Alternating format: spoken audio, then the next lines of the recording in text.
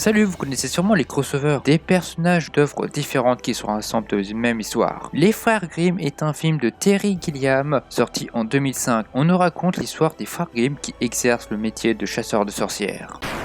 L'histoire commence avec les deux frères, enfants, et l'un d'eux a vendu une vache contre des haricots magiques. Et on s'en bat les couilles parce que c'est juste une référence comme ça. Et on fait une ellipse de 15 ans. Ah oui, alors je vous ai pas présenté les deux frères. Du coup, on a Jacob, un mec un peu con qui croit en la magie. Et Will, le BG qui est déjà à son 30e plan cul. Donc ils sont devenus des chasseurs de sorcières. Et après, une autre référence. Il a été forgé par le prince charmant Philippe, celui qui a réveillé la Belle au bois dormant.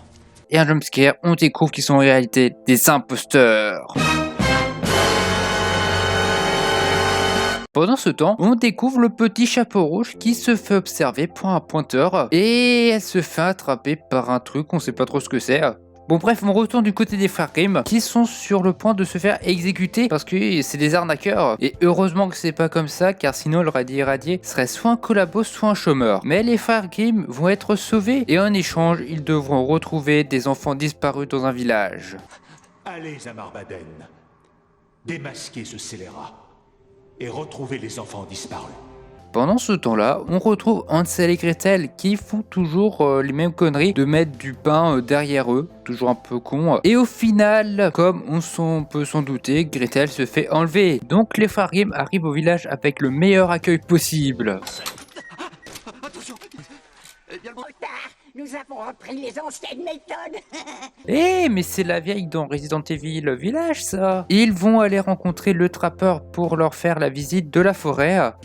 Une personne qui connaisse bien cette forêt. Oh, un vegan vient d'exploser. Quoi? Parce que même les animaux ne vont pas par là.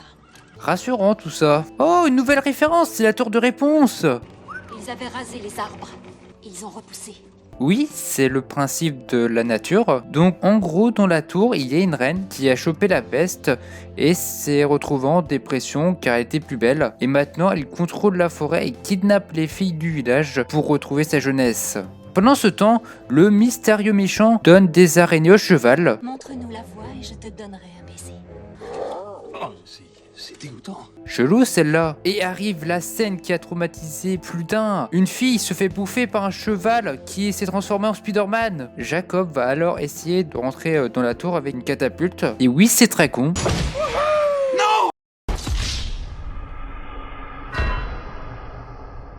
Pendant ce temps-là, au village, un enfant trouva un corbeau dans le puits qui le recouvra de boue et lui retira les yeux et la bouche. Et un monstre de boue y apparut et lui le transforma en Monsieur de Pain d'épices.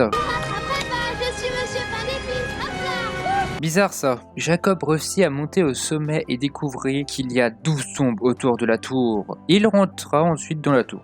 Pendant ce temps-là, oui désolé, il se passe beaucoup de choses en même temps durant cette scène, où il découvre la fille transformée en pain d'épices qui remonte dans l'eau et le méchant qui est en réalité un loup-garou. Celui-ci mit la fille dans une des tombes, mais Will réussit à la sortir de là. Jacob lui découvre le cadavre de la reine. Ah bah non, apparemment elle est encore vivante.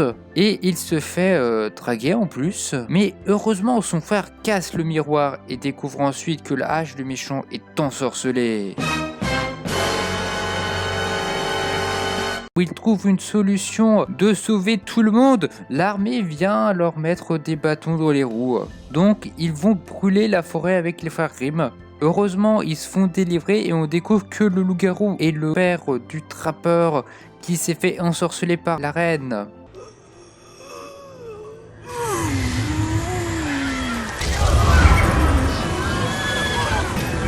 Ah oui, sacré souffle. La reine est sur le point d'atteindre son but, mais l'armée arrive de nouveau, mais ils se font tuer comme des merdes. Et grâce à la catapulte, Jacob monta dans la tour, et au final ça tourne mal et Will se fait poignarder. Et stop les références! Jacob détruit le miroir et tue la sorcière. La tour s'effondre, et les filles reviennent à la vie, et voilà, c'est la fête. Ce film est l'un de mes premiers traumas d'enfance avec le film Choupi et le mystère des jouets. Je trouve que c'était une bonne idée de mélanger tous les contes des Frères Grimm.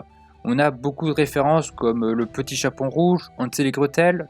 On a la tour de réponse, les filles qui se font enlever s'endorment comme la Belle au bois dormant. On a des souliers de verre comme dans Cendrillon.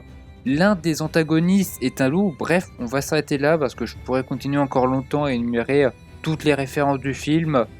Le problème du film, c'est qu'il a très mal vieilli. Pour ce qui est des personnages, je trouve que ce sont tous des clowns, il n'y en a pas un pour attraper l'autre. J'arrive pas à les prendre au sérieux, perso. Le scénario est pas si mal. Pour ce qui est du jeu d'acteur, il est pas exceptionnel, mais ça passe. Bref, ce film est moyen. C'est la fin de cette vidéo, merci de l'avoir regardé. Si vous l'avez aimé, n'hésitez pas à partager, à liker et à vous abonner. Et moi, je vous dis à plus pour de prochaines aventures. C'était Noxious, et salut!